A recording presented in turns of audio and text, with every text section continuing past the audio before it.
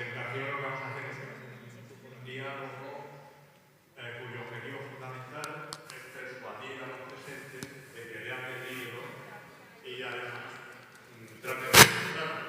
Así los editores estarán muy contentos y podrán editarlo. Recuerdo también, porque hay cuestiones, costumbres que se van perdiendo, que los libros son unos artefactos que se pasan en un establecimiento que se llama librería. Bueno, mitos y cuentos de la extrema derecha es un excelente trabajo colectivo que ha coordinado Stephen Forti con una docena de especialistas en diversos aspectos de la extrema derecha y efectivamente el propio Forti está con nosotros y también está Ana López. Los dos llevan mucho tiempo estudiando el fenómeno de la nueva extrema derecha. Ana es doctora en ciencia política y licenciada en periodismo. Ha sido asesora de instituciones políticas y actualmente es profesora de universidad. Steven hizo historia, hizo una tesis muy interesante de historia hace años sobre cómo algunos comunistas se pasaron a ser de extrema derecha en los años 30 y lleva mucho tiempo trabajando en estos asuntos. Como los dos son mucho más jóvenes que yo, como bien se puede apreciar, pues tienen trayectorias profesionales precarias. Yo creo que esto hay que decirlo, porque en el imaginario del sindicato tenemos la idea de que la precariedad afecta a reponedores de supermercados, a riders, pero no, también afecta a los académicos que efectivamente tienen que hacer largas trayectorias hasta obtener una mínima estabilidad y hacer un proyecto, generar un proyecto de vida. Bueno, pues una vez mínimamente presentados, lo que vamos a hacer es, como os he comentado, es un diálogo. Empezamos, también os podéis interrumpir, luego habrá un rato también para preguntas, por supuesto. Seremos más disciplinados que en el caso anterior y eso que vamos con menos tiempo. Pero la primera cuestión yo creo que se suscita, es una presentación más extensa de la que acabamos de hacer sobre qué lugar puede ocupar este libro una vez que en la Fundación hicimos el encargo, etcétera, etcétera, dentro de un contexto en el que hay ya cierto mercado de producción. Tú eres autor también de un libro, Extrema Derecha 2.0, una expresión que goza de éxito. Entonces, en este panorama, ¿cómo ves la función, digamos, y el propósito del libro, ¿no? Bueno, en primer lugar, gracias por la invitación, gracias, José, por moderar este debate, esta presentación de este libro.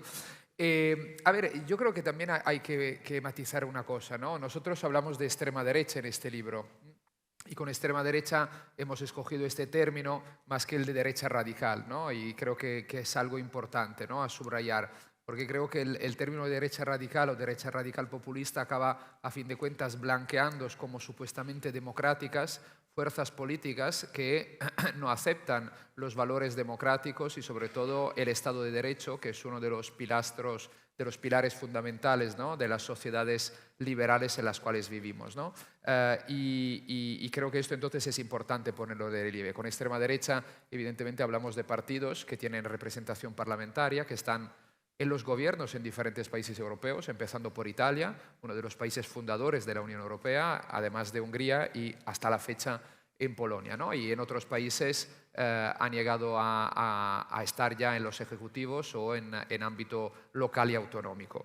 Ahora, España, como sabemos, ¿no?, hasta hace poco se decía con una cierta naivete que no existían formaciones de extrema derecha porque había una supuesta excepción ibérica.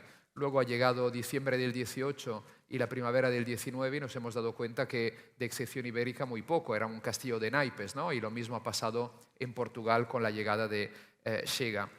Entonces, esto lo digo también porque los especialistas sobre y las publicaciones existentes hasta hace poco tiempo sobre las nuevas extremas derechas, digamos, no el fascismo evidentemente histórico, no el tema en el caso español del régimen franquista y todas sus declinaciones, las publicaciones sobre las nuevas extremas derechas posteriores a finales de los años 70 eran muy escasas y había muy pocos especialistas que trabajaban sobre esto. Xavier Casals, Ferran Gallego, también porque la extrema derecha en España hasta 2018 era marginalizada, minoritaria, dividida y no tenía, digamos, una gran capacidad de influencia, al menos como formaciones políticas. Claro, lo de Vox lo ha cambiado en buena medida casi todo, o ha cambiado muchas cosas, y esto ha permitido también que empezase a haber publicaciones y estudios al respecto, ¿no? Y en los últimos años ha habido, efectivamente, como te decías, casi una inflación de trabajos.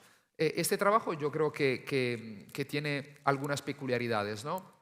No se propone escribir la historia de la extrema derecha en España, sino que principalmente se propone de situar Vox en la que es una gran familia a nivel global, es decir, Vox y las otras declinaciones de la extrema derecha en España, en la que es una gran familia global, la de las nuevas extremas derechas a nivel europeo y a nivel global, a nivel mundial, y por el otro lado se centra en analizar su discurso político, sus propuestas y sobre todo su discurso, poniendo de relieve cómo la cuestión de la que se conocen como guerras culturales es central para estas formaciones políticas, porque con esto, por un lado, quieren embarrar más el discurso con mentiras o medias verdades. Por el otro, evidentemente, quieren aumentar la polarización y aumentar la desconfianza entre la ciudadanía hacia las instituciones, hacia los expertos, hacia los sindicatos, hacia los partidos tradicionales, etcétera, etcétera, ¿no? Y entonces, justamente la estructura del libro es que hemos individuado una serie de cuestiones que son importantes o centrales en el discurso de Vox, como es la inmigración, como es el tema de la igualdad de género, el feminismo, la familia, la natalidad, la demografía, o como son, por ejemplo, el tema de la patria y el globalismo, mejor dicho, el antiglobalismo, cuestiones como el mundo rural, el tema de la España rural o vaciada, que ha cobrado centralidad, ¿no?, en la última década, también a nivel de propaganda política, como sabemos, el tema del medio ambiente, evidentemente que es importante, el tema de la historia, en la historia de España y cómo Vox y la extrema derecha, ¿no?, reescribe la historia española recuperando tradiciones previas, que es de la tradición reaccionaria decimonónica y luego adaptada en tiempos del franquismo, ¿no? Y evidentemente el tema de los sindicatos del mundo del trabajo, que es un tema fundamental, ¿no?, en el discurso, y la carga antisindical que Vox ha mostrado desde el principio. Entonces, la idea es ofrecer un mapeo de los discursos de Vox, del discurso de Vox en estos ámbitos, y el título lo dice muy claramente, ¿no?, los mitos y los cuentos de la extrema derecha, es decir, las mentiras, los mitos, las invenciones que en una propaganda muchas veces exacerbada, muchas veces violenta, agresiva, inclusive antes se decía la deshumanización, deshumanizante hacia algunos colectivos, Vox y la extrema derecha en España han llevado a cabo, ¿no?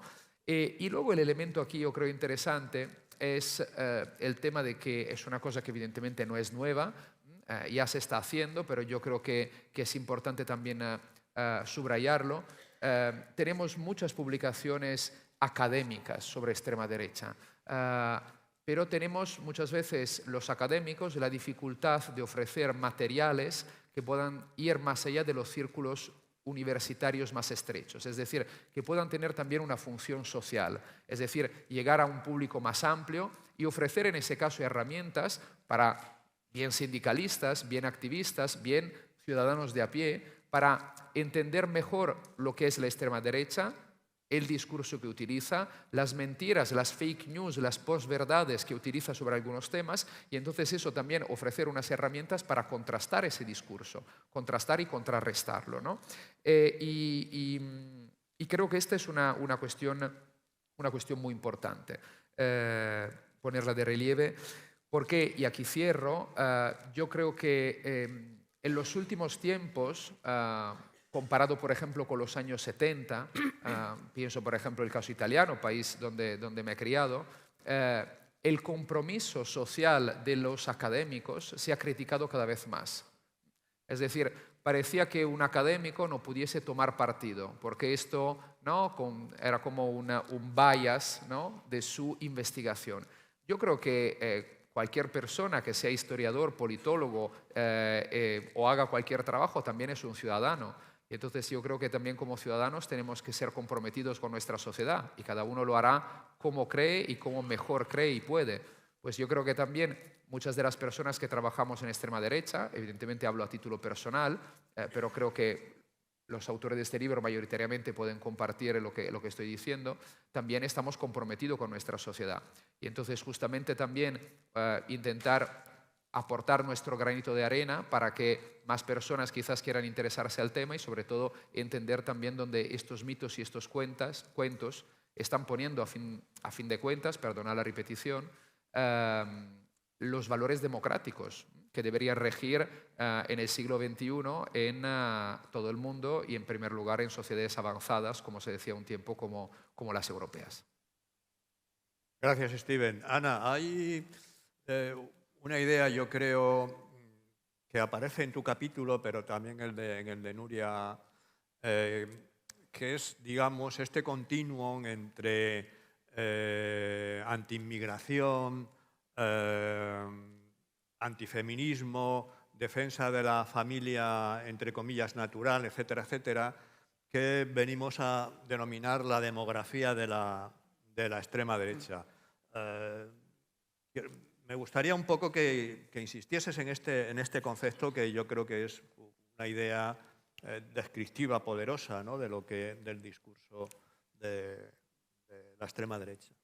Bueno, en primer lugar, agradecer a mi compañero y colega Forti estar aquí hoy, a la Fundación 1 de Mayo y a todos los asistentes, porque demuestra que este tema suscita mucho interés en el mundo sindical y de otros colectivos que están hoy aquí, con lo cual es muy buena noticia que hoy estemos aquí hablando de este tema con total libertad y con una gran cantidad de expertos de mundos diferentes, ¿no?, porque creo que es como hay que abordar el fenómeno, desde diferentes puntos de vista para poder entenderlo. Sobre lo que me preguntabas, lo voy a dividir en dos partes mi respuesta, la demografía de la inmigración y acabaré con el feminismo. Un ejemplo que ilustra la centralidad de la inmigración en los discursos de la extrema derecha lo puede representar esta imagen. No sé si la pueden proyectar. Sí, ya la tenemos. Bueno, pues si viviéramos en Polonia, hace 15 días hubiéramos recibido este folleto en nuestros buzones. Hace 15 días, si saben, hubo elecciones en Polonia el 15 de octubre y durante esa semana los polacos recibieron este folleto, que está editado por una fundación que el año pasado recibió 7,6 millones de euros del gobierno. Y para los que no sabemos su lengua, pero lo interpretamos, dice algo así como invasión inmigrante, la misma semana de las elecciones. Pero además, en la parte inferior hay 4 casillas donde está marcada la opción de no. ¿Y a qué hace referencia a esto? Bueno, pues es que el mismo día que se celebraban elecciones, también se celebró un referéndum en la que se les preguntaba 4 cuestiones a la ciudadanía que vive en Polonia. La primera, sobre qué le parece una hipotética subida de la edad de jubilación de los 65 actual a los 67. La segunda es sobre la privatización de las empresas estatales, una falsa propuesta que se le atribuía a Donald Tusk. Y las últimas 2 cuestiones se referían al tema de la inmigración. En concreto, la primera era si estaban de acuerdo en ampliar la valla que separa Polonia de Bielorrusia y que empezó a construir el gobierno en 2021. Y la última cuestión era si estaban a favor del mecanismo de reubicación forzosa que la burocracia europea quiere imponer a Polonia para el reparto de inmigrantes ilegales de Oriente Medio y de África. El mismo día de las elecciones y la misma semana se recibe este folleto. Como les decía, este ejemplo ilustra muy bien la centralidad que tiene la inmigración en el discurso de todas las extremas derechas, la de Trump, la de Bolsonaro, la de Abascal, la de Meloni, porque es especialmente útil y especialmente útil durante las campañas electorales y sobre todo en contextos de crisis económicas. En estas 24 horas estamos asistiendo a la campaña liderada por Isabel Díaz Ayuso, criminalizando a los inmigrantes por ese reparto que se está haciendo por la cuestión migratoria en Hierro. Pero no nos olvidemos que Ayuso no fue la primera. El primer y el único líder de un partido nacional que ha ido al Hierro ha sido Abascal.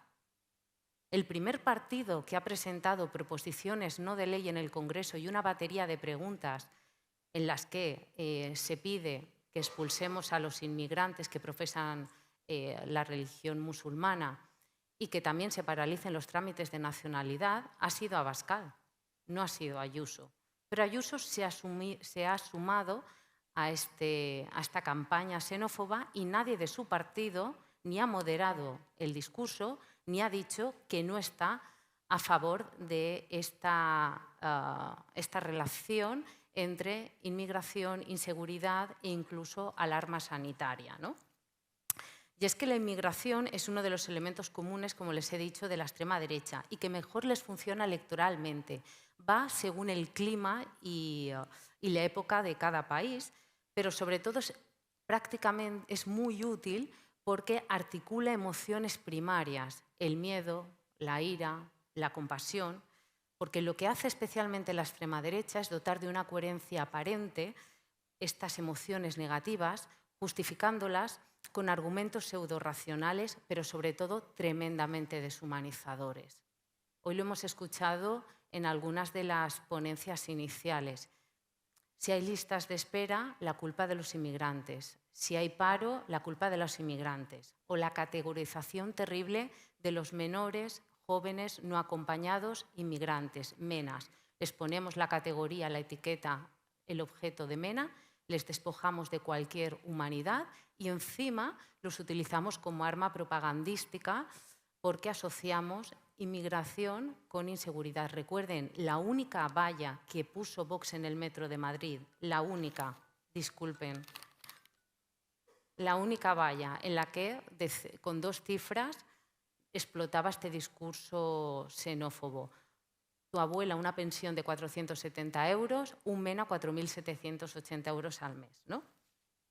Y ahora en el contexto de la guerra de Hamás con Israel, no nos olvidemos que estamos asistiendo a un 11S segunda parte. ¿Y por qué? Porque la extrema derecha, especialmente Marine Le Pen, tardó 24 horas, activó de nuevo la campaña islamófoba, poniendo en el centro, de nuevo, como en el 11S, el Islam como el chivo expiatorio, como una religión peligrosa y atrasada. Y a través de esta islamofobia es cuando Vox, por ejemplo, presenta esta batería de medidas en el Congreso y empieza a lanzar de nuevo este discurso islamófobo en la que todos los musulmanes son terroristas, no hay distinción. Y esta simplicidad es altamente muy potente en el nuevo contexto comunicativo, no solo en el contexto de la posverdad, en la que las opiniones ya son más importantes que los hechos, sino porque su mensaje es sencillo, es corto, no exige procesamiento. En temas tan complejos como es la gestión de las personas migrantes, como es el tema del trabajo, como es el tema de la sanidad, temas que requieren de una explicación mucho más compleja, ellos lo resumen con un chivo expiatorio. Y esto funciona muy bien. Pero por otro lado, no podemos olvidar las consecuencias que incluso analizamos en el capítulo de este terrible mensaje. La literatura ya lo apuntó después de la experiencia de Jean-Marie Le Pen y hablaba de la lepenización de los espíritus. Cada vez hemos asumido más esa crítica a la sociedad multicultural y ahora la aplicamos a la salvinización o a la melonización. Pero es que también se puede cuantificar la permeabilización en la sociedad. Es que hoy el 70% de los jóvenes en nuestro país utiliza adjetivos negativos para describir a los inmigrantes. Esto lo confirma el Observatorio Español sobre la Inmigración. Y de las palabras se pasa a la acción. Desde 2013, el Ministerio de Interior elabora el informe de delitos de odio y el racismo y la xenofobia son los delitos que prevalecen desde 2013. Un 44% de los delitos de odio cometidos en España son por cuestiones relacionadas con racismo y xenofobia. Y si elevamos incluso más el tono, podemos hablar de terrorismo de extrema derecha, que existe.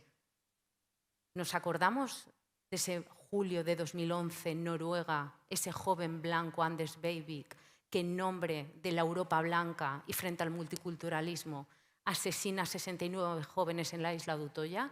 Jóvenes que eran las juventudes de un partido socialista. Pero también se traduce en una reacción de la ciudadanía. En 2009, en Suiza, se celebra un referéndum para prohibir la construcción de minaretes y se aprueba. Y algo así, esa apelación a la democracia directa, también lo utiliza Vox. Evidentemente, no con la palabra maldita referéndum, pero sí con consultas. Si leen el último programa electoral de Santiago Abascal, hasta 36 veces utiliza Vox la palabra consulta a través del artículo 92 de la Constitución y nos plantea 36 consultas en temas que ellos consideran de especial trascendencia. Y como muchos de ustedes habrán caído en la cuenta, son los temas relacionados con sus guerras culturales. Si está a favor o no de la política, según ellos, de puertas abiertas del Gobierno sobre inmigración, si está a favor o no de los centros de menores no acompañados inmigrantes, si está a favor de las leyes que ellos consideran de ideología de género. Pero hay que tener en cuenta, y ya voy acabando, que el éxito de la extrema derecha no solo la podemos medir con los resultados electorales o con las coaliciones de gobierno. El éxito también de la extrema derecha se mide por la enorme influencia que han tenido en los partidos políticos, especialmente los conservadores, y además cómo han conseguido modificar las agendas y las políticas públicas. Y las políticas públicas en materia de seguridad y de inmigración son el mejor ejemplo de ello, pero también porque ha sido capaz la extrema derecha en fijar la agenda de qué temas hablamos y cómo hablamos de esos temas. ¿Hablamos de inmigración en forma positiva? ¿Hablamos de inmigración como una necesidad especialmente para las democracias europeas con nuestras bajas tasas de natalidad y el envejecimiento de la población? No. Escuchamos que son delincuentes, que nos vienen a quitar el trabajo.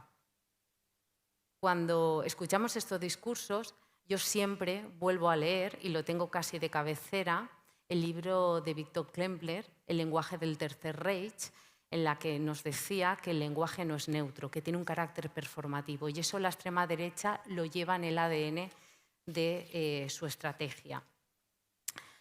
Y tampoco podemos olvidar el pacto que se ha firmado hace 2 semanas en Granada para la acogida y el reparto de migrantes, sin unanimidad, claro. Pero es un pacto muy preocupante, no solo porque está firmado por gobiernos socialdemócratas, sino por el contenido de ese pacto que tienen que ratificar los Estados. Porque es que ahora a los inmigrantes los consideramos como una amenaza híbrida, en el mismo nivel que el ciberespionaje o las campañas de desinformación. Y bajo este argumento podemos negarnos a acoger inmigrantes que son utilizados por ciertos países como arma durante las campañas electorales. Este es una breve radiografía de cómo está utilizando la extrema derecha la inmigración. Y ya para acabar en los últimos 2 minutos, hay que hablar del feminismo, que es el nuevo chivo expiatorio para la extrema derecha, especialmente la italiana, la de Polonia y la española, que comparten ese triple discurso de Dios, patria y familia, y que Giorgia Meloni en las últimas elecciones lo gritaba: soy Giorgia, soy mujer, soy italiana, soy católica y soy, ¿qué más decía? Soy madre. Y soy madre, por supuesto, la familia tradicional, ¿no? Y como les decía, el feminismo se ha consolidado en el centro también de la agenda de las extremas derechas, especialmente las que les he comentado y con las que compartimos la religión católica, pero especialmente ha sido un elemento catalizador para la extrema derecha española. ¿Y por qué? Pues porque, evidentemente, la agenda feminista ha formado parte del gobierno, no solo de coalición con esa aprobación de la ley del sí es sí, sino también lo fue las leyes que se aprobaron durante el gobierno Zapatero y en la que también ya vimos esta reacción por parte de la extrema derecha, que autores como Pippa Norris y Engelhardt ya definen como la cultura blacklist, ¿no? Esta reacción hacia los avances y derechos y que una parte de la sociedad concibe como una amenaza en un mundo cada vez que cambia más rápido, un mundo en el que también el historiador británico Adam Toft denomina como policrisis, todas las crisis a la vez y de golpe, crisis migratoria, crisis ecológica, invasión de Rusia, todo a la vez. Eso es muy difícil de gestionar y nos refugiamos en la falsa sensación de seguridad. Pero es que para la extrema derecha el feminismo en España ha sido un catalizador, porque precisamente han encontrado chivos expiatorios en esas ministras, especialmente de Podemos, esa terrible campaña que quedará en la historia y en la hemeroteca de los medios contra Irene Montero, que poco se ha puesto el foco en ella, pero ha sido una de las campañas más terribles hacia una ministra. O recuerden esa pancarta en Madrid de Desokupa tirando los derechos a la calle, a la basura. Pero hay una noticia positiva.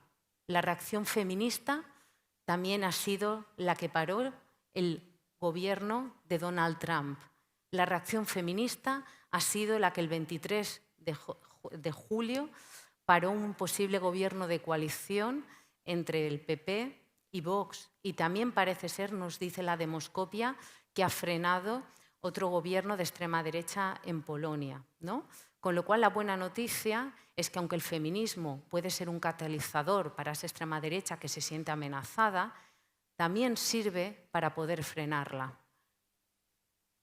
Gracias, Ana. Vamos a cambiar un poco de tercio. Comparto el análisis de que las nuevas extremas derechas no es el fascismo clásico, ¿no? Como dice Traverso, dice, no son el fascismo, son aún peor.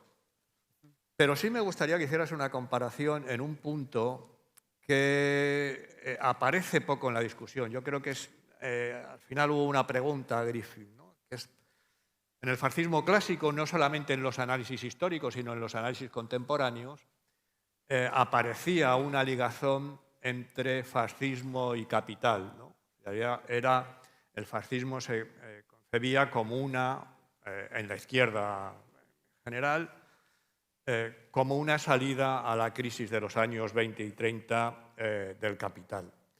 Pero me gustaría un poco que, no en los años 30, sino en esta nueva extrema derecha, ¿cuál es ese vínculo, ¿no? Porque en la hojarasca del discurso aparece un poco diluido, ¿no? La extrema derecha habla de las élites, son antiglobalistas, etcétera, etcétera. Sí, bueno, ese es un tema realmente interesante sobre el cual muchas veces no se presta demasiada atención, ¿no? Yo creo que de todos modos es importante, ¿no? Lo que tú comentabas al principio de remarcar, ¿no? Que justamente si utilizamos las gafas del fascismo para leer las extremas derechas de hoy en día nos equivocaríamos. Esto no quiere decir evidentemente de que no haya o no pueda haber elementos de continuidad. Depende también de país a país. En algunos países estos elementos pueden ser más marcados que en otros, ¿no? Pero evidentemente tenemos un poco que quitarnos de la cabeza esa banalización del fascismo, como dijo entre otros Emilio Gentile, ¿no? Que nos lleva a un análisis ahistoriológica. Es decir, la idea que evidentemente por razones obvias, tras la Segunda Guerra Mundial y el Holocausto, el fascismo se ha convertido en la práctica en un sinónimo del mal absoluto. No cabe ninguna duda que el fascismo ¿no? llevó adelante un plan de exterminio de masas que es el mal absoluto y es casi inconcebible, ¿no? de comprender humanamente. Ahora, el fascismo fue un movimiento y una ideología política que tenía una serie de elementos, de características propios, ¿no? Y algunos de estos elementos que fueron nucleares para lo que fueron los fascismos de entreguerras, Gentile habla a este propósito de fascismo histórico, para hablar del fascismo de Mussolini, de Hitler, ¿no? De los años 20 y 30, no las encontramos, estas características, en las extremas derechas de hoy en día. Es decir, el fascismo no fue solo ultranacionalismo, fue también, ¿no?, la voluntad de encuadrar las masas en grandes organizaciones, fue una religión política, fue, ¿no?, un proyecto de revolución palingenésica, ¿no?, el querer crear hombres y mujeres nuevos. Eran partidos milicia, los partidos fascistas, que utilizaban la violencia como una herramienta política para asesinar, ¿no?, a los adversarios o a los que consideraban fuera de la nación, ¿no?, del Heartland. Y estos elementos no los vemos hoy en día. Ahora, también es cierta una cosa, ¿no? Cuando hablamos de fascismo hablamos de algo que conocemos tanto su inicio como su final. En el caso de las extremas derechas de hoy en día estamos en un work in progress. Es decir, quizás deberíamos matizar dentro de unos años algunas de estas consideraciones, porque veremos en qué se transformarán estas nuevas extremas derechas. Por ejemplo, hasta enero de 2021 no habíamos visto todavía una fuerza de extrema derecha que favoreciese, ¿no?, impulsase un asalto a las instituciones democráticas de un país, como fue el asalto al Capitolio y que luego se repitió en Brasil en enero de este año, ¿no? Entonces, bueno, tendremos quizás que matizar esto, pero sí, es decir, leer con las gafas del fascismo y llamar fascistas a estas fuerzas políticas es un error, ¿no? Ahora, yendo al grano a lo que tú me preguntabas, que he abierto un paréntesis y se me ha alargado un poco. Sí. Yo creo que aquí la cuestión también es que ¿qué es el capitalismo hoy en día? Esta es también la cuestión. Yo creo que muchas veces mantenemos una idea bastante abstracta de lo que es el capitalismo, o una idea muy antigua. Es decir, el capitalismo se viene transformando desde que se instauró que triunfó como sistema económico. Entonces, se habla de hecho de primera, segunda, tercera y cuarta revolución industrial en la cual estamos. ¿Qué es el capitalismo hoy en día? ¿Es solo la vieja idea de capitalismo, digamos, novecentesca, o es también el nuevo capitalismo, efectivamente, de las plataformas? Aquí también hay una visión del mundo que es muy distinta, o al menos que puede chocar. Es decir, el capitalismo tradicional que defiende políticas proteccionistas, o a veces se las puede defender, y el otro tipo de capitalismo, el de las plataformas, Silicon Valley, que defiende en cambio, ¿no?, la globalización neoliberal, o que puede ser también solo liberal y no neoliberal de por sí. Entonces, yo creo que aquí estamos viviendo una transformación muy importante, y entonces estas extremas derechas también representan a su manera, son hijas de esta época histórica. Y entonces representan también las diferentes, digamos, corrientes, sí que utilizando un término más que sería para la ideología dentro del capitalismo.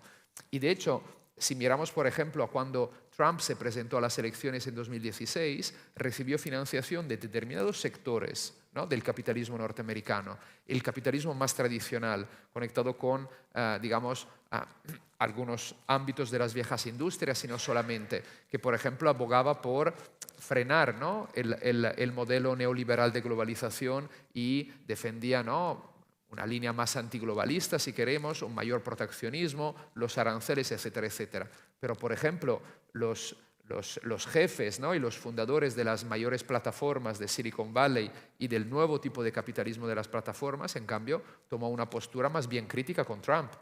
Luego, otra cosa es que cuando luego estuvo en el poder se llegaron a poner de acuerdo muy fácilmente, ¿no?, en la gestión también de las redes, que es un tema muy importante. Pero Silicon Valley, digamos, tomó una postura más bien crítica, ¿no? Entonces, yo creo que esas extremas derechas también se mueven un poco en este momento, ¿no?, histórico, y en esta posible doble lectura, digamos, del capitalismo. Ahora, los programas económicos de las extremas derechas, por más que puedan, digamos, cargar las tintas a algunos partidos, a algunas formaciones, con la defensa de las políticas sociales o del estado del bienestar, evidentemente solo para nativos, ¿no? Ahí se habla de welfare chauvinism, ¿no?, el chauvinismo del bienestar. Marine Le Pen es, por ejemplo, ¿no?, quien mejor lo ha representado en los últimos tiempos. Entonces, sí a las políticas sociales frente a un capitalismo agresivo que destruye nuestras comunidades con la globalización y también nuestra identidad como pueblo, pero atención, solo para franceses, sino para población extranjera o de origen extranjera. Inclusive, pero estos partidos que defienden más políticas sociales a nivel retórico, luego también deberemos ver qué hacen en la práctica en el caso en que lleguen al gobierno, no ponen en cuestión el modelo capitalista de sociedad y, si me apuras muy claramente, tampoco el modelo neoliberal. Entonces se trata solo de paliativos en algunos casos dentro de un marco que ellos no cuestionan. Claro, aquí es interesante ir a ver dónde la extrema derecha ha estado o está en el gobierno. El caso de Hungría y Polonia es sintomático en ese sentido. Entonces, Ley y Justicia, por ejemplo, que ha defendido una serie de políticas sociales, pero al mismo tiempo también ha aplicado políticas de austeridad muy duras. Es decir, las políticas sociales son políticas sociales muy ideologizadas, ¿no? Por ejemplo, si tienes 3 hijos, entonces eres una familia numerosa y además una familia natural, es decir, heteronormativa, ¿no?, tradicional, pues tendrás quizás una reducción de los impuestos o directamente no pagas impuestos. ¿Y esto pero qué conlleva? Cuando no hay políticas de igualdad de género o, digamos, políticas feministas, que la mujer al final se quede en casa, el rol tradicional de la mujer, que es, digamos, la madre de la nación. Es decir, entonces las políticas demográficas, de natalidad, etc. Entonces también las políticas sociales cuando se hacen van dirigidas ahí.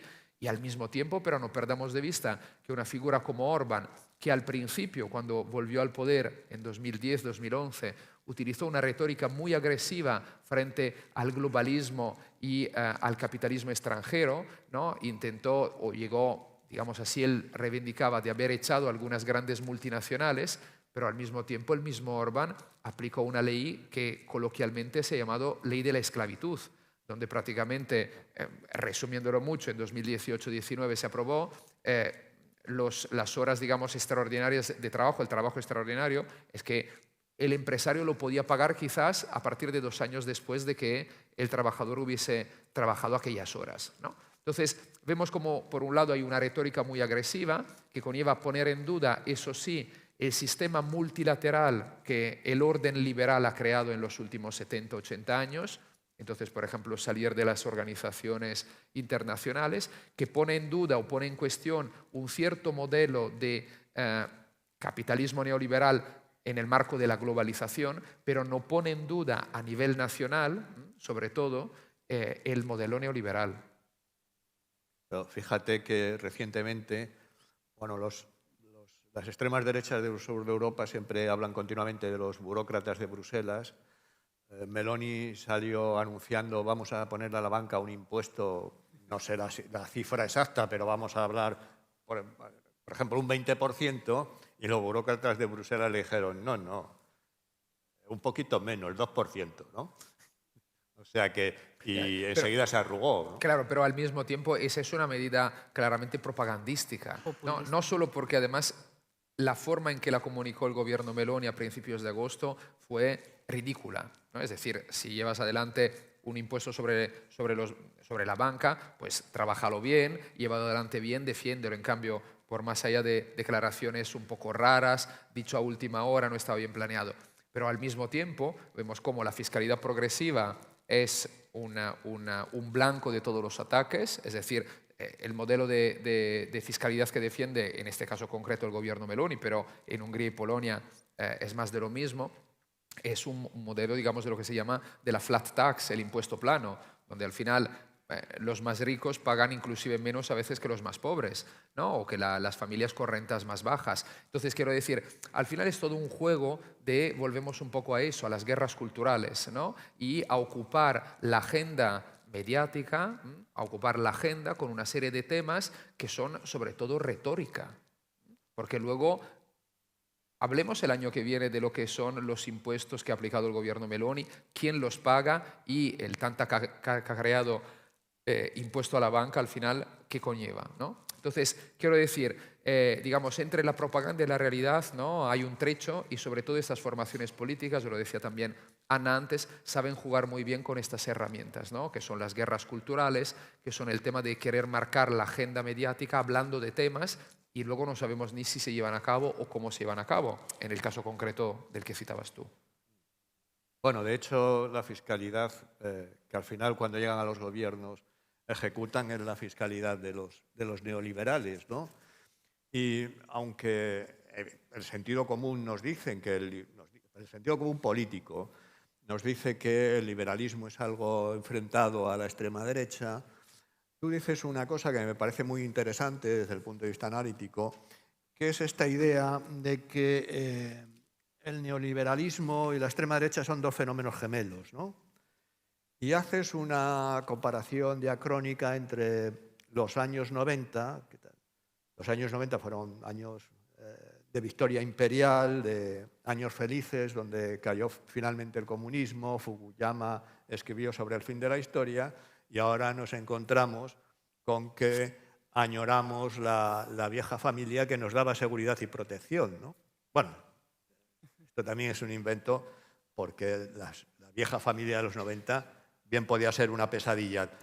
Pero me parece muy pertinente, digamos, esta idea de dos fenómenos gemelos y de lo que ocurrió entre los 90 y ahora para abordar el fenómeno. Me gustaría que hablases un poquito de esto. Una de las imágenes que mejor ilustra este matrimonio entre extrema derecha y neoliberalismo es la del logo con el que Marine Le Pen se presentó en las elecciones de 2019, las penúltimas, las de 2017, perdón. No sé si lo recuerdan, pues era una rosa sin espinas, emulando a la tradicional socialista, pero de color azul, que es el color del conservadurismo por excelencia. Esta imagen y esa manifestación, ese primer mitin de campaña, lo cuenta Jordi Borràs en uno de los capítulos de un libro muy recomendable, que son Todos los colores del negro. Y me parece muy ilustrativo porque es una imagen que resume a la perfección el objetivo de las extremas derechas actuales, que es convertirse en fuerza mayoritaria, ampliando su base electoral en los caladeros de la izquierda tradicional o de las clases trabajadoras.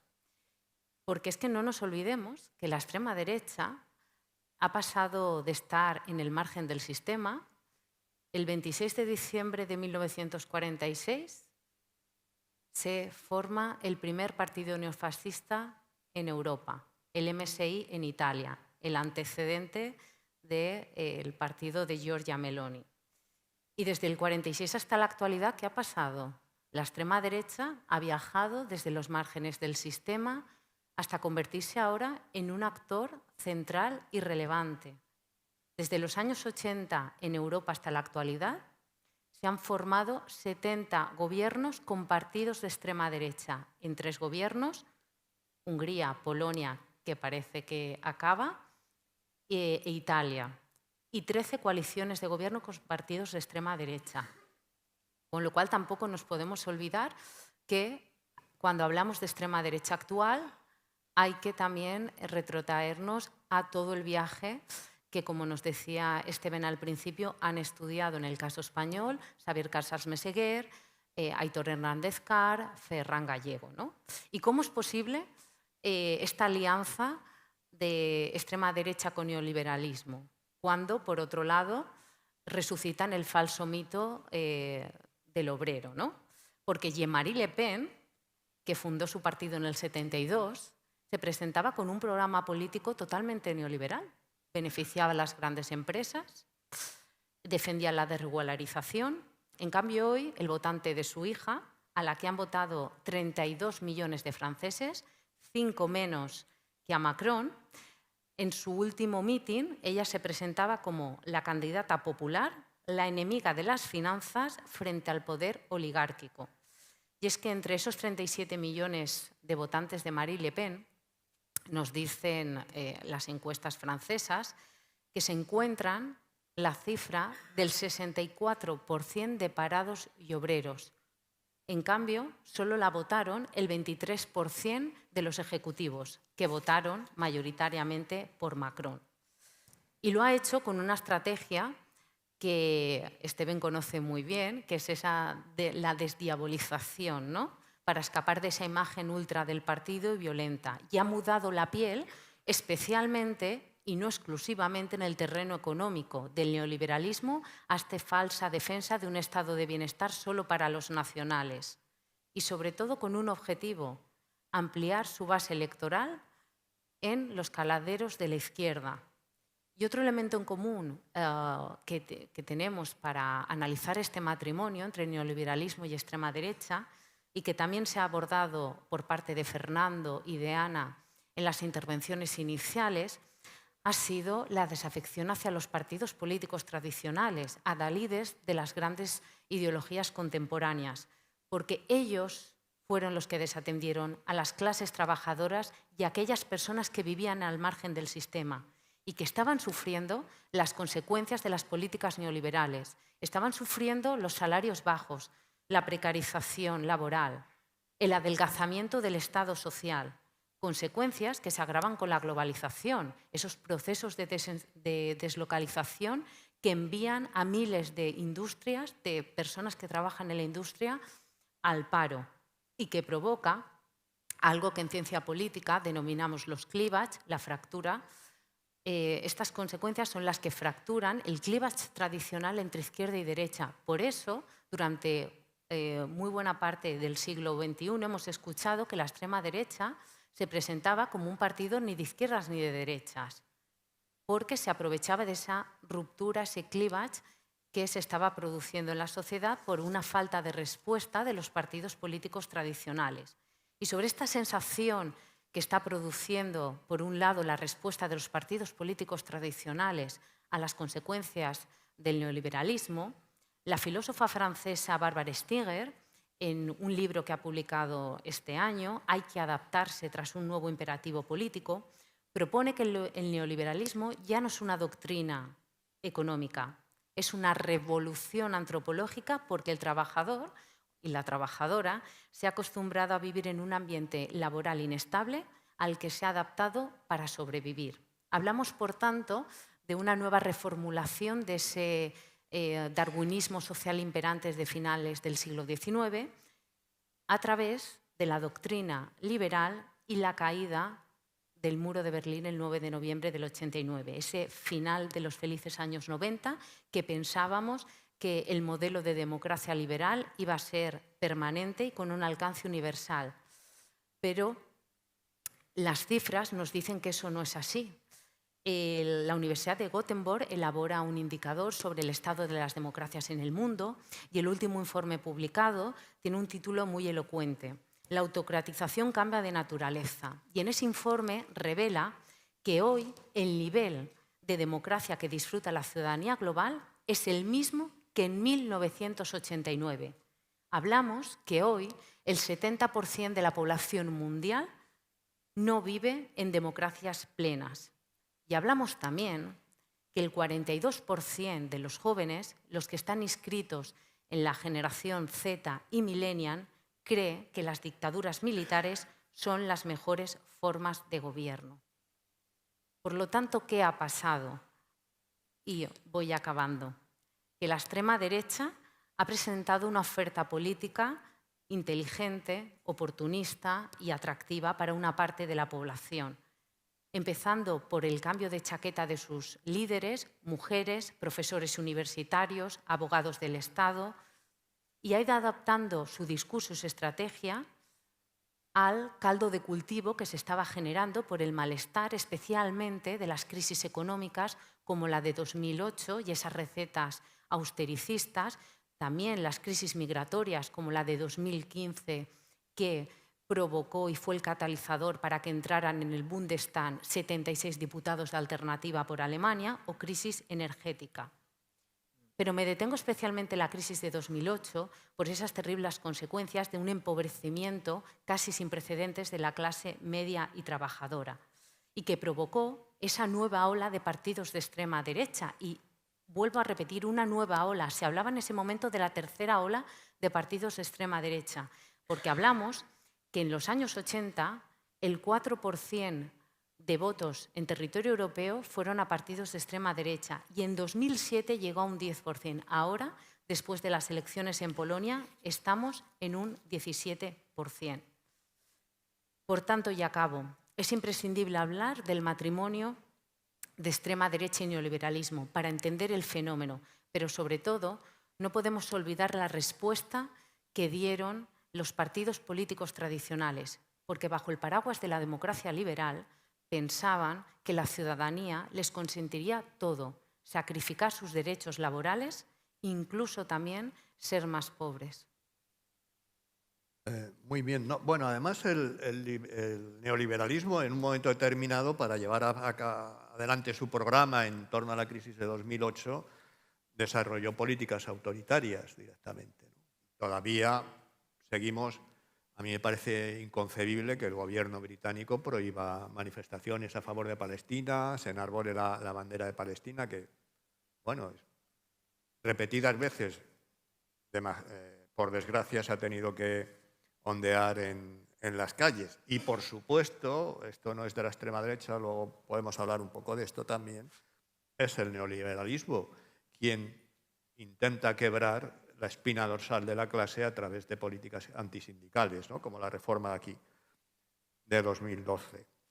Bueno, hay una cosa, como yo soy historiador y además soy una persona mayor, a mí me llama mucho la atención cuando leo los análisis digamos, de los mitos de la extrema derecha sobre la historia, ¿no? Porque de pequeño parece que cuentan las cosas que yo leía de pequeño, ¿no? En el colegio, de la enciclopedia Álvarez, con aquellos dibujitos y tal, ¿no? Don Pelayo, gente que no ha existido y todas aquellas mandangas, ¿no? Entonces, yo creo que aquí es muy reconocible, digamos, la falta de invención, ¿no? de la extrema derecha, de cómo en el caso de España se referencia, no con el franquismo, porque tendemos a pensar que todas estas historietas son del franquismo, son anteriores, ¿no? De la época de Marcelino Menéndez Pelayo y toda esta caterva, ¿no? Igual que esta historia de Se rompe España, es otro cuento centenario, ¿no? Entonces quiero que un poco desarrolles esta idea, digamos, del vínculo con lo viejo a través de la historia, ¿no? y de otros marcadores que tú puedas encontrar.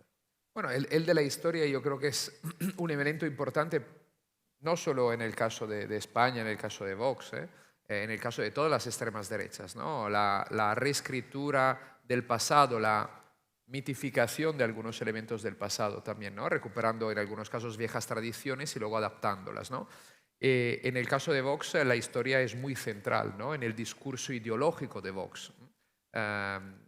Por un lado porque la clave de bóveda de toda la propuesta de Vox es el nacionalismo, ¿no?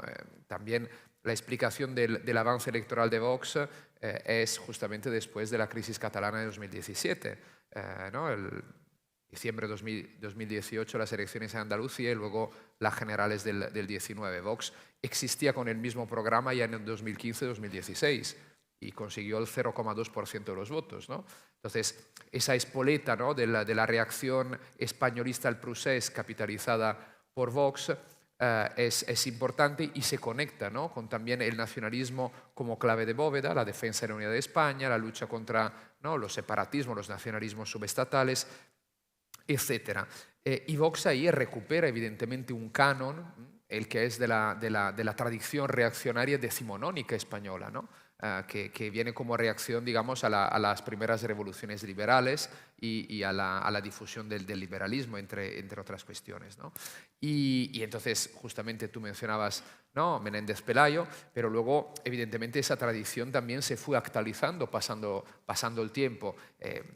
La figura como Ramiro de Maeztu es muy importante, ¿no? en esta cuestión, ¿no? Y luego, evidentemente, también la actualización que hay durante el franquismo, a su manera.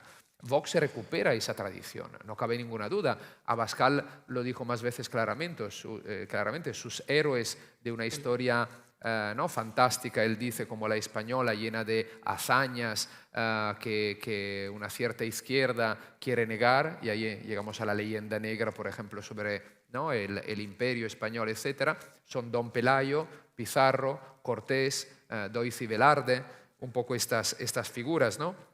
Ahora, esta historia, digamos que por un lado vincula lo español a lo católico y tiene luego el corolario de ampliación, ¿no? tras la Reconquista, que es la conquista de América, ¿no? que sigue, digamos, es la continuación de la Reconquista. Vox lo repite muy claramente, ¿no? Aquí pero es interesante, yo creo, ver que no es solo que Vox toma este canon y lo pone otra vez en el centro de la escena, sino que actualiza algunas cosas debido a la situación y sobre todo porque también le sirve para vincularlo a alguna de sus banderas de su programa, como por ejemplo la inmigración. Es decir, el tema de que se empiece la campaña electoral más veces Vox en Covadonga es muy sintomático. Rafael Bardají, que por cierto hasta hace unos años no hubiésemos pensado que fuese un peligroso ultraderechista, era, ¿no? uno de los miembros de los gobiernos Aznar, trabajando en el Ministerio de Defensa, enlace con los neocons de la generación, digamos, de Bush hijo, cabeza pensante de la FAES, etcétera, etcétera. Habló en un texto de dirigentes de Vox publicado en 2019 de una Covadonga 2.0 en referencia en ese caso al separatismo catalán. Pero luego el mismo Abascal utiliza el tema de la Reconquista, el tema de Covadonga, para vincularlo a la islamofobia. Entonces, España, dice Abascal, se ha hecho frente al Islam, ¿no? Y entonces el Islam es una amenaza hoy en día también para la identidad española. Entonces eso le permite añadir, ¿no? una carga más nativista, xenófoba, islamófoba, que tan presente no estaba por obvias razones también históricas hace un siglo y medio. Al mismo tiempo, el tema de la anti-España, ¿no? La anti-España es también algo que se conecta a este canon y la anti-España es algo que Vox ha utilizado muy claramente, de forma inclusive explícita. Imagino que todos recordaréis la lona que se colgó a principios de julio y luego, por suerte, se quitó, bueno, la obligaron que se quitase, en el centro de Madrid al principio de la campaña electoral, donde se veía una papelera y una mano con una bandera rojigualda, ¿no? Un brazalete con la rojigualda que tiraba a la papelera, no solo los elementos que conformarían tradicionalmente la anti-España, es decir, los nacionalismos subestatales, en ese caso había una bandera independentista catalana, una estelada, y la bandera comunista, es decir, los rojos, la izquierda, sino unos elementos novedosos, como es la bandera LGTBI, el feminismo o el símbolo de la Agenda 2030 de las Naciones Unidas, que han pasado a ser, si no lo habéis hecho, aconsejo que miréis la Agenda España, que es el documento programático de Vox de hace 2 años, y de ahí prácticamente los programas electorales hacen un copia y pega, porque aparte de algunas cosas cambia muy poco, y la carga antiglobalista, antimulticultural y sobre todo presentando la Agenda 2030 de las Naciones Unidas como uno de los principales enemigos de España y de los pueblos, ¿no? en general, pero en el caso de España. Aquí hay la mano, entre otros, de Jorge Buxadé, ¿no? Buxadé, que tiene un pasado falangista, como sabéis, ¿no? Se presentó en los 90 en 2 ocasiones por Falange, luego pasó, ojo, 10 años por el PP, como mucha de esta gente. El PP ha sido un paraguas en el cual, ¿no? Pasaron la gran mayoría también de gente que provenía de la extrema derecha tradicional, postfalangista o neofalangista, y que luego entró en Vox. Su libro Soberanía, un libro que se publicó en 2021, pone de relieve, ¿no? justamente todas estas cuestiones, esta carga muy, muy conectada con el antiglobalismo. Y entonces también aquí hay un tema, yo creo, a subrayar. Vox actualiza una tradición, ¿no? existente desde hace más de un siglo y medio, si queremos, que se ha ido transformando con el paso del tiempo. La actualiza con algunos elementos que se vinculan al presente por un lado y a la gran familia de las extremas derechas a nivel global, el antiglobalismo, al menos europeo, la islamofobia, etcétera, etcétera. Luego tiene algunas peculiaridades, el feminismo, los derechos LGTBI, etcétera, etcétera. Alguna peculiaridad española, ¿no? en el caso de Vox. El tema también interesante, el tema del imperio, que es actualizado con el tema de la iberósfera, ¿no? ¿no? Esta traslación española del concepto de anglosfera que Vox convierte en la iberosfera y que luego se modula también, se concretiza con las redes de contacto que han hecho en América Latina Vox en estos años. Aquí otra cosa interesante. La hispanidad de Ramiro de Maeztu evidentemente está muy presente. Abascal se presentó en el Congreso en una ocasión con bajo el brazo el libro Defensa de la Hispanidad de Ramiro de Maeztu. O sea, volvemos a estos referentes con una cierta actualización, ¿no? Lo que quería decir, pero que yo creo que es importante, es un tema que ha tocado también Ana y creo que vale la pena subrayarlo, es que, ojo, gran parte de esa tradición la defendía también el Partido Popular en estos años. No la defendía con la misma, ¿no?, carga agresiva, ¿no?, con la misma, de forma tan exacerbada, pero ahí estaba, como muchos de los temas luego de los programas de Vox, el tema del aborto, el tema del matrimonio homosexual, el tema de la ley de memoria histórica, ahora evidentemente memoria democrática, etcétera, eran temas enarbolados por el PP. Cierro... Bueno, sí, sí. Es que quería darle un último turno sí, a Ana déjame y abrir... Claro, solo un segundo que quería también añadir una cuestión, ¿no? Que es lo que Ana decía de la radicalización de las extremas derechas, ¿no? Y eso, perdón, de las derechas tradicionales. Eso es un tema muy importante, porque algunos temas ya estaban ahí, pero hemos visto una radicalización. Y cierro sí con una cosa que también, si quieres, es una novedad respecto al discurso tradicional. Vox utiliza una serie de topoi tradicionales, ¿no?, de este canon reaccionario clásico. Pero atención, le añade también un elemento que es una cierta rebeldía, el presentarse como antisistema, evidentemente a través también de la propaganda digital, de las guerras culturales. No olvidemos que Vox se llena la boca constantemente en hablar de la dictadura progre, ¿no?, conectándola con el multiculturalismo, el feminismo, el globalismo, evidentemente las izquierdas, ¿no? Y ellos dicen defender la libertad de expresión. Y entonces también estas cosas que tienen un tufo carca que viene, ¿no?, de la dictadura inclusive franquista y de mucho antes, acaban siendo presentados de una forma que puede parecer cool, guay. Nosotros somos los rebeldes frente a una supuesta dictadura que está existiendo. Recuerdo, a propósito de que esta visión estaba también dentro del PP, que hubo una época en que Aznar se empeñó en que Isabel la Católica fuese santa y se fue con un tocho al Vaticano. Me gustaría que hicieses una última intervención que yo creo que sí es común en la extrema derecha en relación a la actitud que tienen hacia el sindicalismo. Aquí esto, en este foro nos importa muchísimo. Y cerramos con esto y abrimos un pequeño turno de palabra hasta las 2. Bueno, podemos recordar, y creo que lo ha dicho Roger Griffin, que, por ejemplo, el partido de Hitler era el Partido Nacional Socialista Obrero Alemán, ¿no? Eso sí. Un acto fallido. Disculpen el lapsus. Eso sí, cuando llega al poder ilegaliza los sindicatos, ¿no?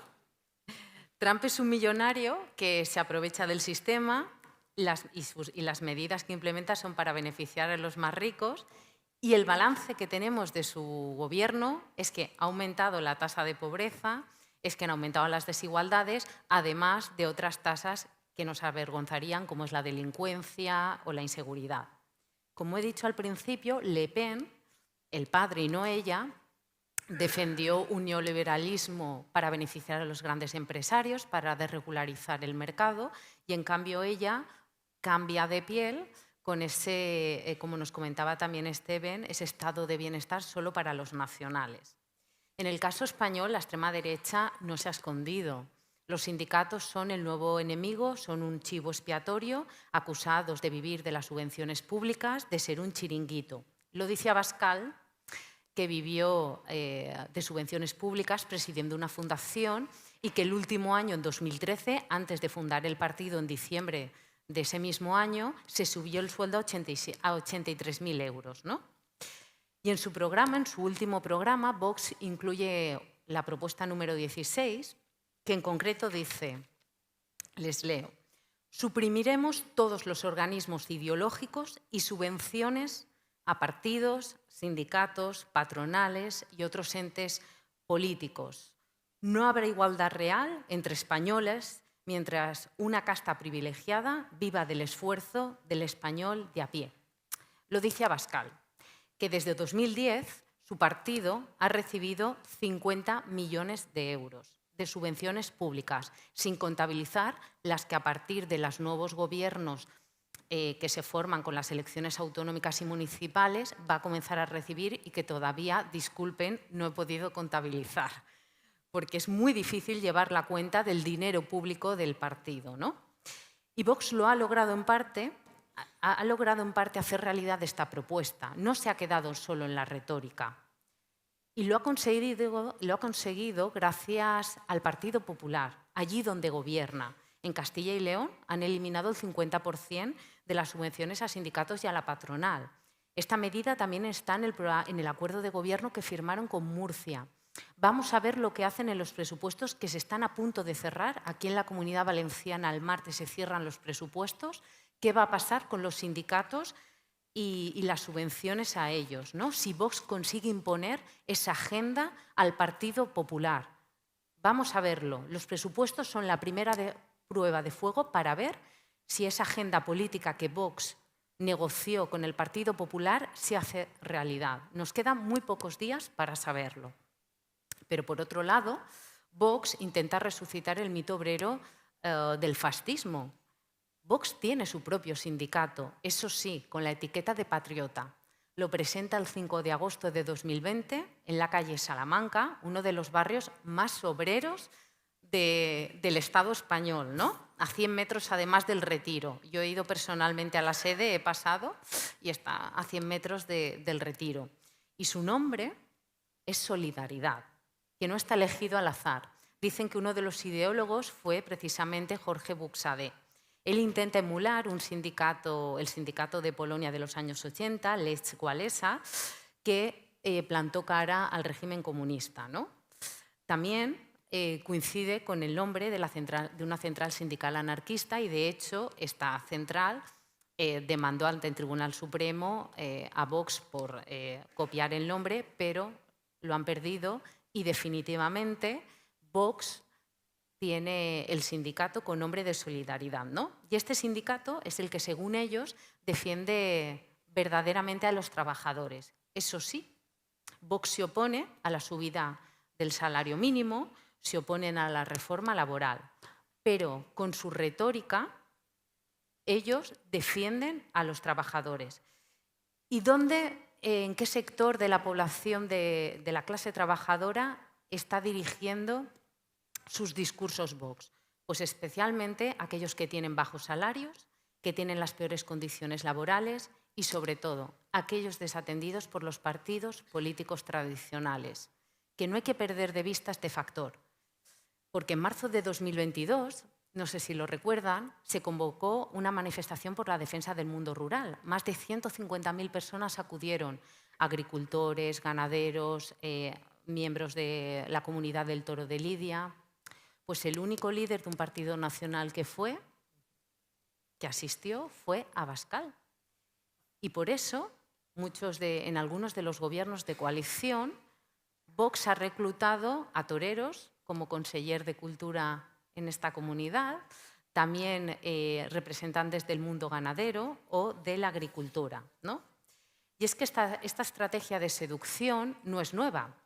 En 2020, Vox publicó varios vídeos publicitarios y en uno de ellos Abascal se presentaba como el político obrero y español.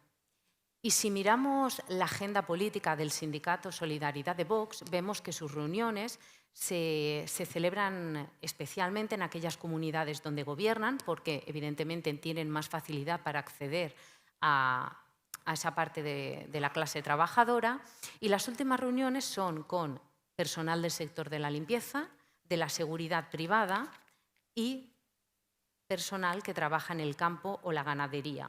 Y con ellos mantiene reuniones periódicamente, presenta incluso algunas propuestas a nivel autonómico en el Parlamento o a nivel municipal en los ayuntamientos.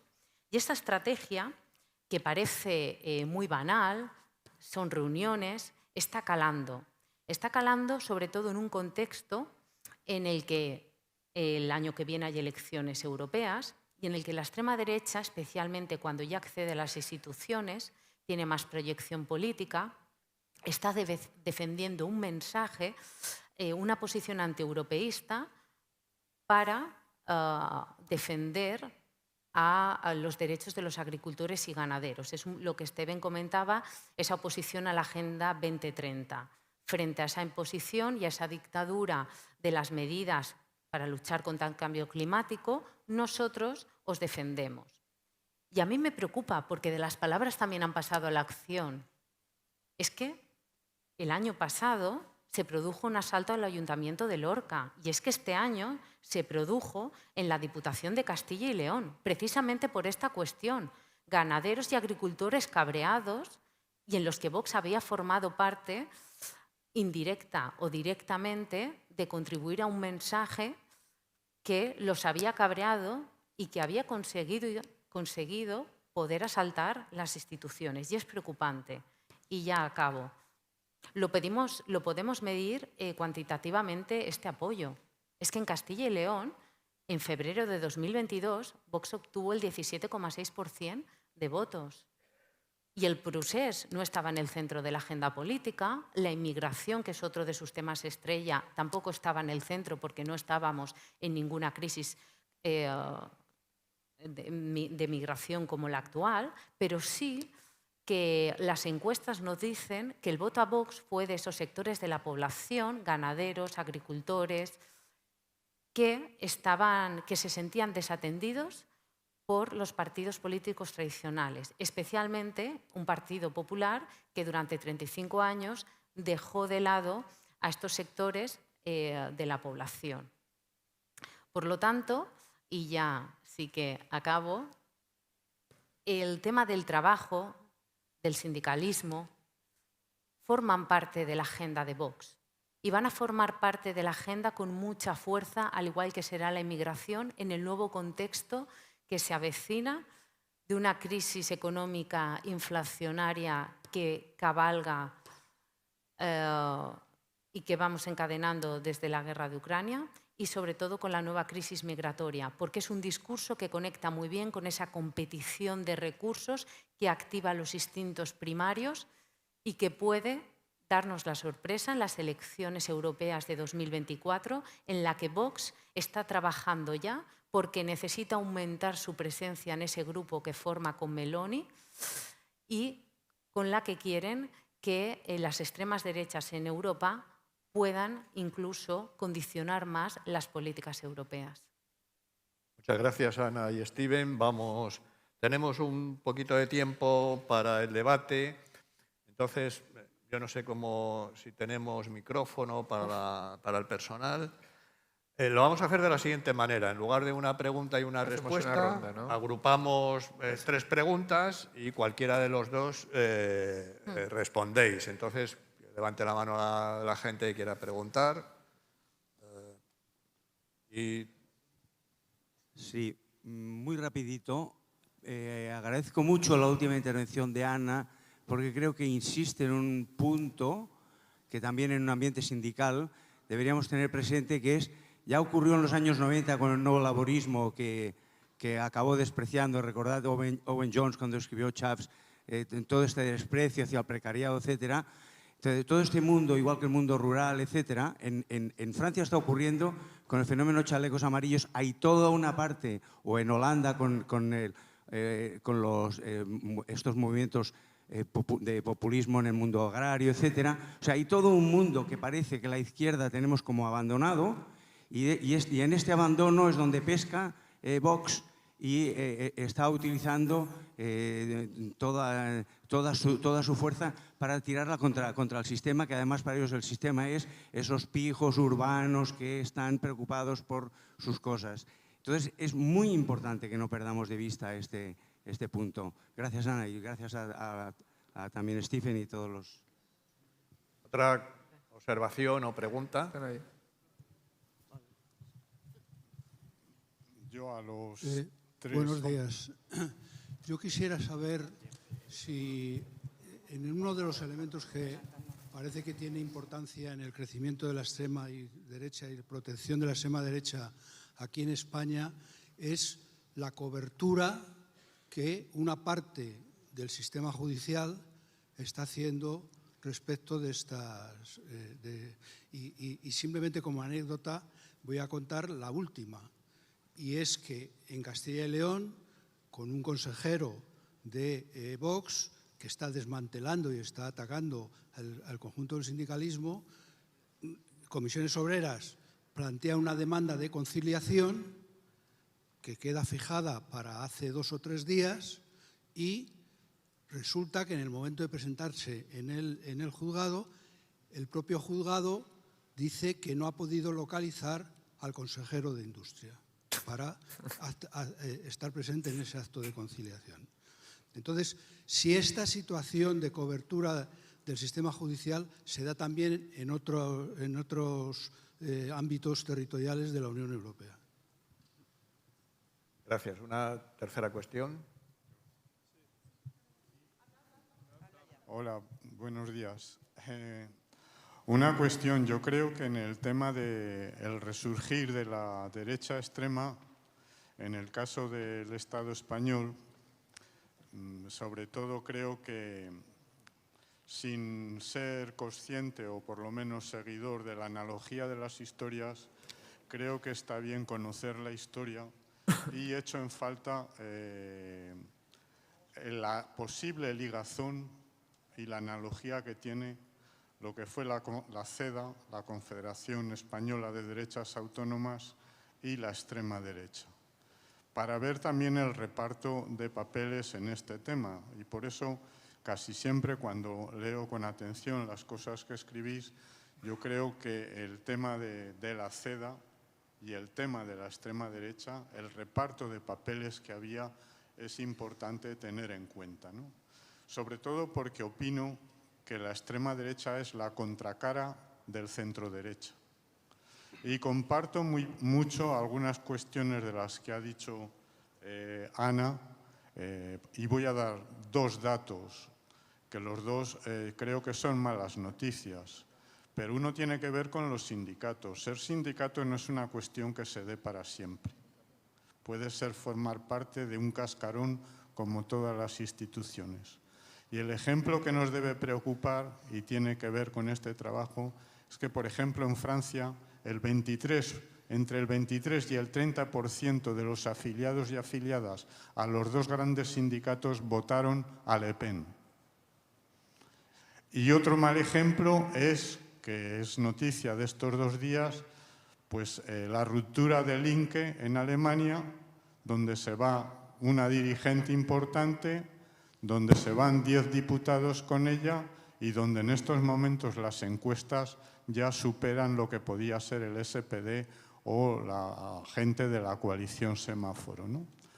Y uno de los temas claves, claro, es el tema de la inmigración, o otro tema que también lo decía la compañera, todo el tema de la inflación. Es decir, la inflación produce claramente una incertidumbre mucho más allá de la gente que tiene convenios, de esa gente precaria. Yo ahora vivo en Madrid, pero yo me quedo asombrado. En Madrid, más allá de la almendra y poquito más, los partidos políticos no pisan el terreno. Y entonces hay allí una bolsa de gente, precarios, nuevas, jóvenes, mujeres, que es un voto claramente perceptible de que fuera a la derecha extrema. ¿En qué sentido? En un sentido que yo creo que es importante. Una parte del renacimiento de estas posiciones de derecha tienen que ver claramente con que los partidos tradicionales, igual de derechas que progresistas, no han cumplido para nada el programa con el que se presentaban. Y eso crea decepción y cambios en la psicología de la gente que llevan claramente a cambiar el voto.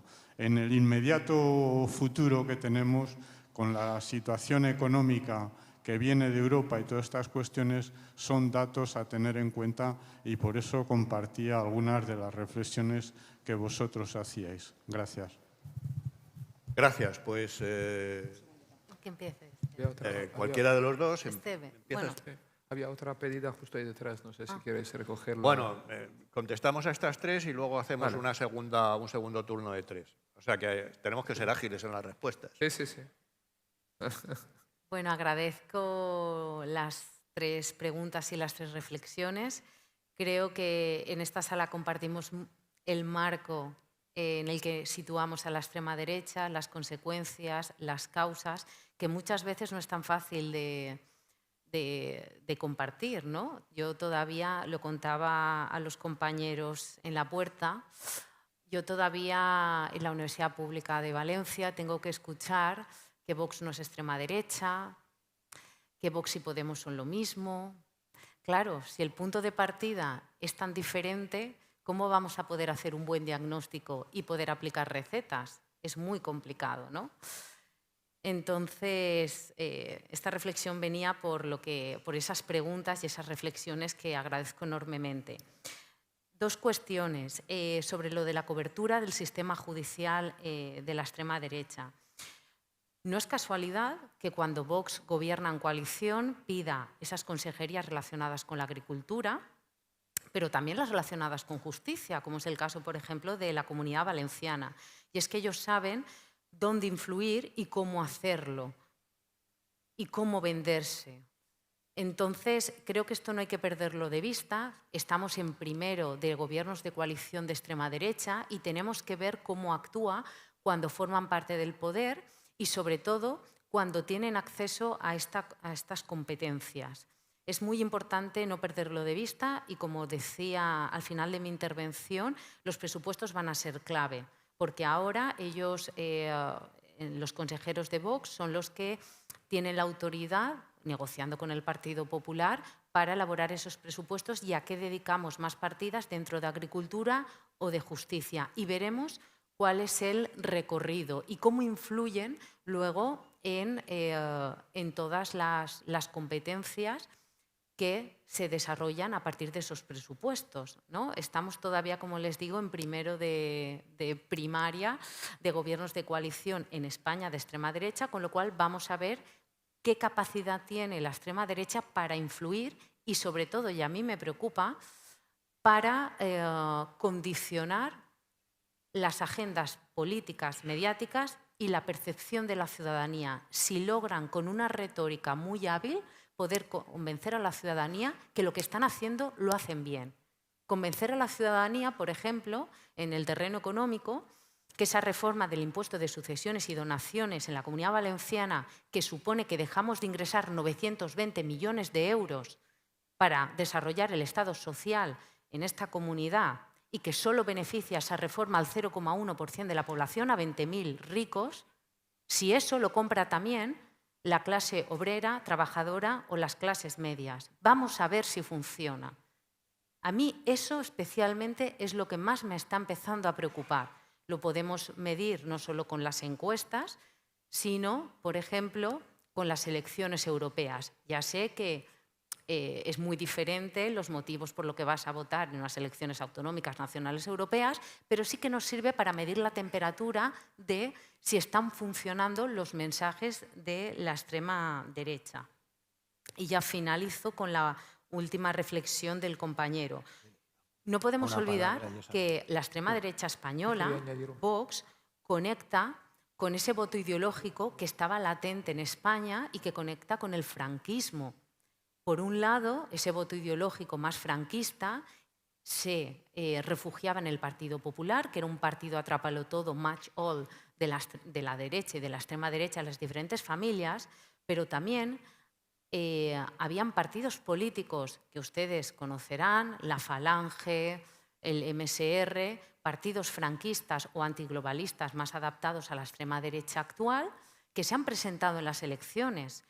En 2010 se llegaron a presentar 15 partidos de la vieja extrema derecha, como diría Piero Ignazzi, mucho más ligados a la doctrina franquista y falangista, y partidos ya más conectados al discurso, por ejemplo, de Marine Le Pen, más antiglobalista e islamófobo. Pero es que estos partidos, a pesar de presentarse más de 10 formaciones políticas, como ha comentado Steven al principio, Estaban desorganizados, no tenían un líder, no tenían una estrategia común y vivían en el margen del sistema sin apenas representación política. 12.000 votos España 2000, en la Comunidad Valenciana en 2007. Anglada, Plataforma per Catalunya, que ahora la mayoría de los exlíderes de Plataforma per Catalunya están en Vox en Cataluña, lograron tener 75.000 votos solo en municipales. Nunca logró tener un diputado en el Parlamento Autonómico. Con lo cual, ese voto ideológico que conecta con la España franquista y todo su ideario y que conecta con esos mitos también que nos comentaba Steven, está presente en la extrema derecha. Pero era una extrema derecha que no había encontrado una oferta política como la de Vox y un contexto como fue el Procés como catalizador para tener la representación política como la que tiene hoy Vox en España. No, muy rápido, dos cosas. Uno, el sistema judicial. Estoy de acuerdo con lo que acaba de comentar Ana y creo que bueno, es un tema que todos, ¿no?, tenemos bastante claro, ¿no?, en el caso al menos de España. Ahora, yo creo que aquí también hay que hacer una reflexión, es decir, el sistema judicial y las decisiones que toma el sistema judicial las hacen las personas que están en el sistema judicial.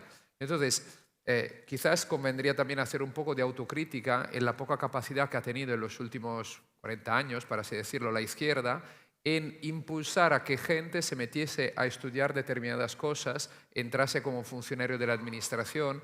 Sé que hay un tema también de clase que evidentemente es muy importante, pero yo creo que se tiene que romper esta cuestión. Y ahí volveríamos a las guerras de posición de Gramsci. Es decir, para obtener la hegemonía cultural no es solo meter tu relato, como se llama ahora, tu narrativa en los medios tradicionales o nuevos.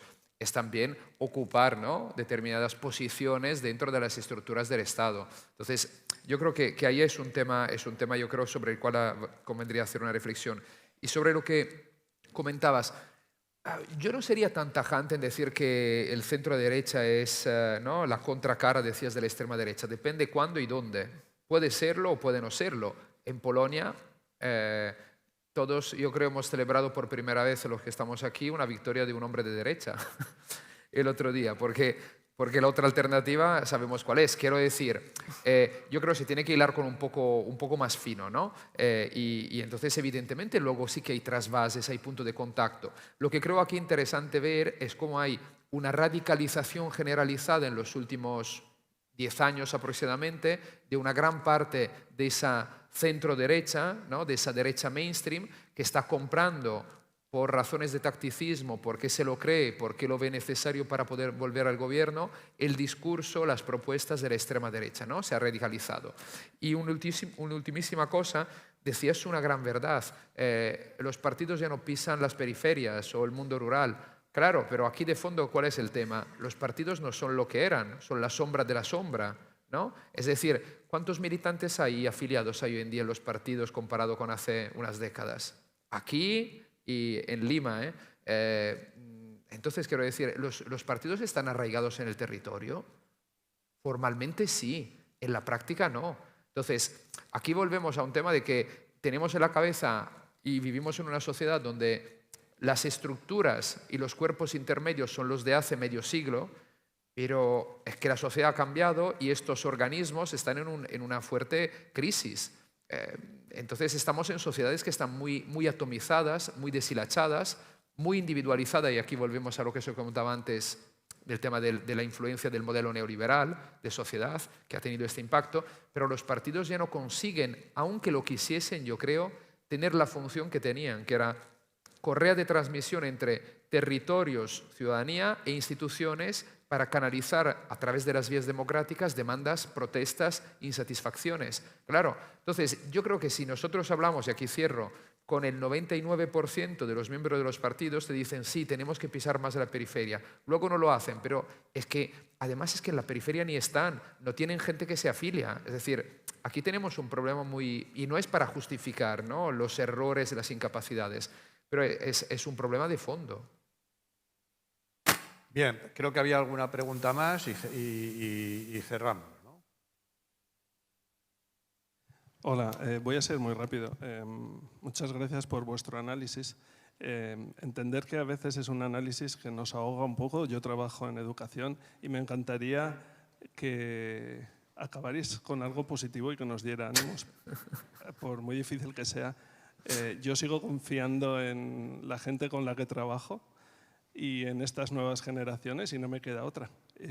No sé, ¿cómo nos podéis ayudar ahí? Citando a Gramsci, ¿no? Sí, contra el pesimismo de la razón. Y el optimismo de la voluntad, ¿no? Hola, ¿Hay alguna más o cerramos? Buenas tardes ya. Mi pregunta es, ¿en qué hemos fallado como sociedad o como sociedades respecto de la formación de la ciudadanía en general para que parte de la población se arrime a estas ideologías extremas cuando no tienen beneficios ni como personas, ni como ciudadanos, ni como grupos?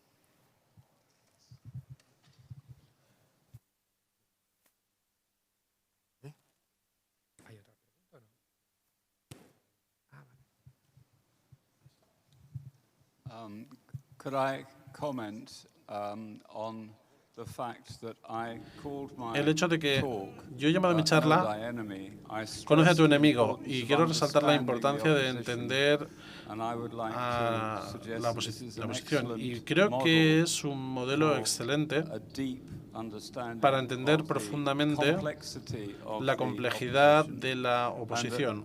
I would love, as part of the COMFAS, Como parte de COMFAS, links to several que tiene vínculos English-speaking con diferentes publication series publicaciones on the de habla right, inglesa I sobre would la love to derecha, suggest that me gustaría somehow proponer you get the que funding from si puede ser que obtengan financiación de la fundación translation para or traducir al edition of this, inglés perhaps with the todo idea esto, quizá con la idea of calling it an anatomy of a de right-wing llamarlo populist party, anatomía de un so that it partido actually has an político de extrema impact derecha, on porque esto creating a more sophisticated tiene una understanding repercusión a la hora de tener of una the right. comprensión más sofisticada de la Because the right derecha. is not a simple- La it derecha wasn't no in the es interwar tan period, sencilla, it's not simple now. no lo fue The right antes, has no lo been es very ahora. good in La derecha es muy buena using the European en el Union uso de to la Unión create Europea blocks, para crear right-wing bloques blocks de within it. derecha dentro de ella, Despite really radical a pesar de differences between diferencias them muy in radicales the- entre in ellas detail. And I find en it los a detalles. tragedy Y me parece que es una that the tragedia left,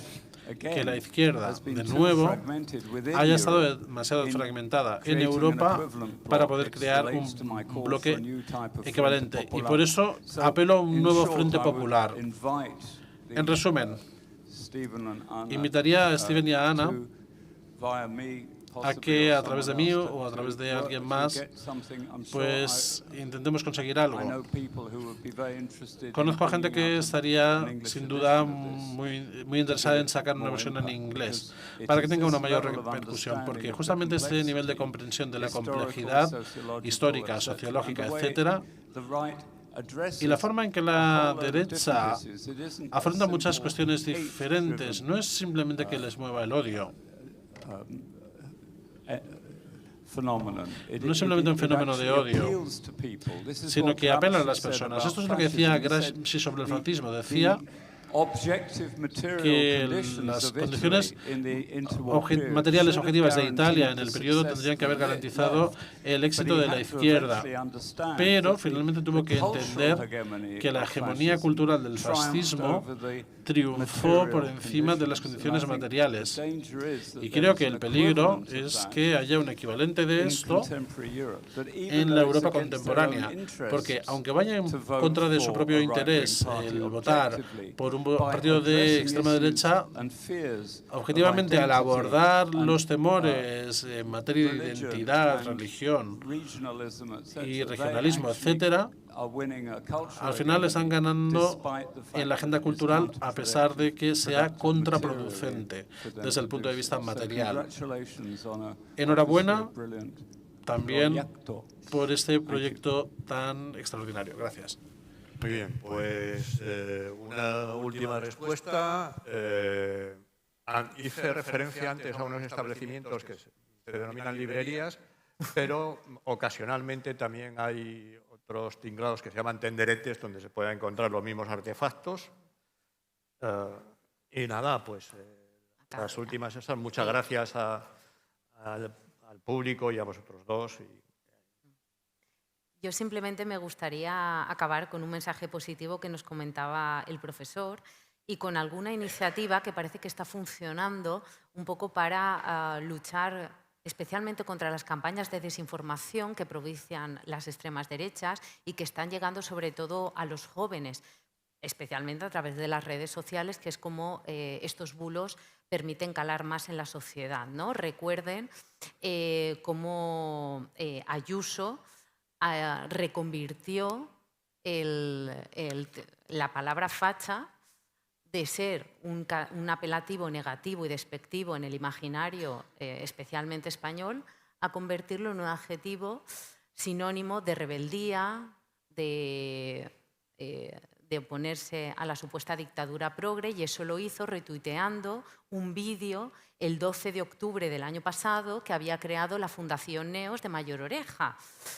Un vídeo que ya supera los 5 millones de visualizaciones y que además se puede ver muy claramente cuando vemos a jóvenes con apenas 14, 15 años que próximamente votarán, con esas banderas de España e incluso alguno con una bandera del aguilucho. Porque el término facha, que en el imaginario lo teníamos asociado a la dictadura, ahora la extrema derecha lo ha reconvertido en un adjetivo de ser rebelde, de luchar contra el poder y la dictadura progre.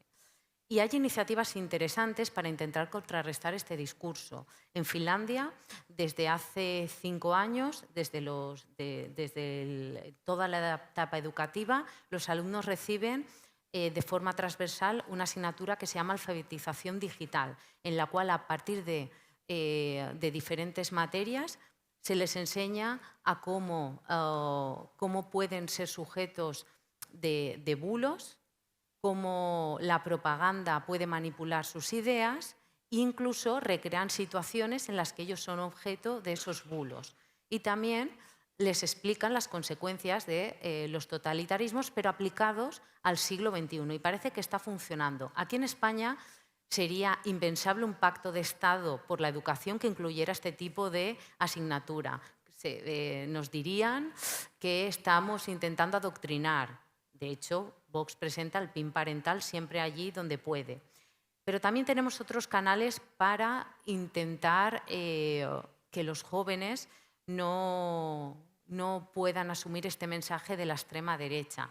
Hoy en el hall pueden ver, por ejemplo, un libro en el que recupera la memoria histórica a través de diferentes historias de alumnos que cuentan cómo les ha influido, por ejemplo, la ideología de la extrema derecha en la actualidad, cómo les ha influido ver las imágenes cuando se desentierran a los muertos de las fosas, y todo a través de la mirada de jóvenes. Es un ejercicio muy interesante porque nos da mucha información de cómo ellos están procesando toda esta guerra ideológica en una sociedad que, como decía Carl Schmitt, se divide entre amigos y enemigos.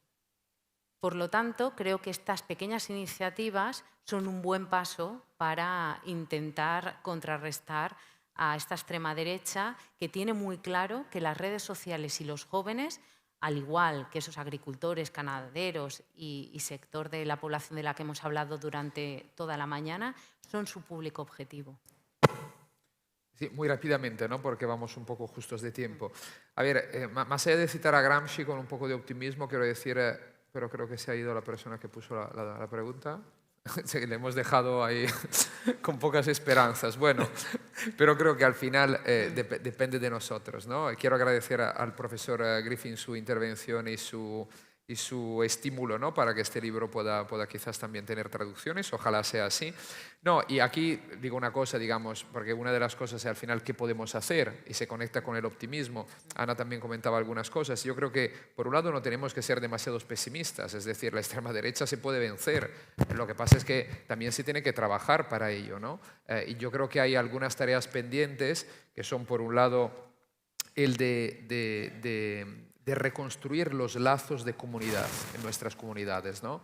Se han perdido mucho también debido al individualismo y esto facilita que muchas personas acaben comprando ¿no? También porque viven muy aisladas, ¿no? Se sienten muy solas, ese discurso emocional, muy emotivo de las extremas derechas, que consiguen, ¿no?, llegar, ¿no?, ofrecen protección y seguridad a su manera con un discurso muy emotivo. Pues ahí es que tenemos que reconstruir los lazos comunitarios en nuestra sociedad, en una sociedad muy atomizada, muy deshilachada. Sé muy bien que los que estáis aquí lleváis tiempo trabajando en esto, ¿no?, pero es algo, yo creo, que tenemos que llevar más allá de los círculos, si queréis, más restringidos que compartimos estas ideas. Y luego yo creo que aquí hay un tema muy importante. Antes se citaba el nuevo partido de Sarah Wagenknecht en Alemania, y yo creo que cuando la izquierda acaba comprando, aunque sea por tacticismo, algunas ideas de las extremas derechas, mal vamos, muy mal vamos, ¿no?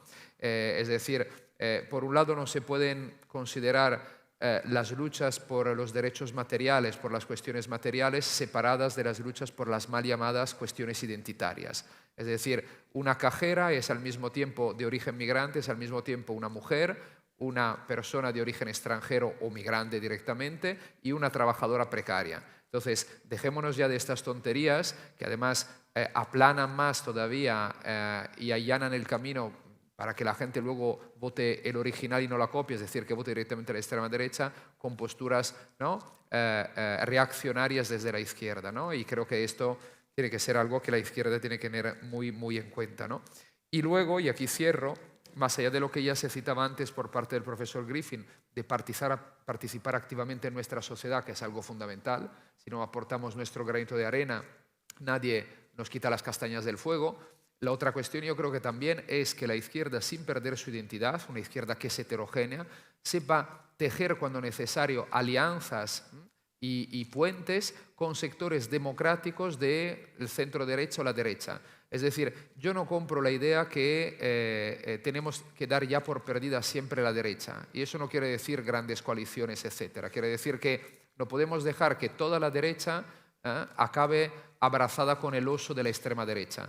Porque si no, una democracia liberal y pluralista durará muy pocos años. Difícilmente aguantará una situación de este tipo. Ahora, claro que la responsabilidad principal la tienen el centro derecha y la derecha, pero también desde la izquierda tenemos que facilitar que, digamos, no se pierda completamente fuera de las líneas rojas de un sistema democrático a todo, digamos, políticamente quien representa al mundo conservador, al mundo liberal derechista, que existe y existirá en una sociedad. Puede ser mayoritario, puede no serlo. Y esta es una tarea muy compleja, pero creo que también se tiene que mentalizarse con esto, porque de cara al futuro esto yo creo que va a ser un problema todavía más presente. Pues nada más. Muchas gracias, Ana, Steven, muchas gracias a vosotros. Me parece que la presentación ha sido un diálogo razonablemente estimulante, que es lo que necesitábamos. Nos vamos todos a comer. No sabemos cuánto optimista.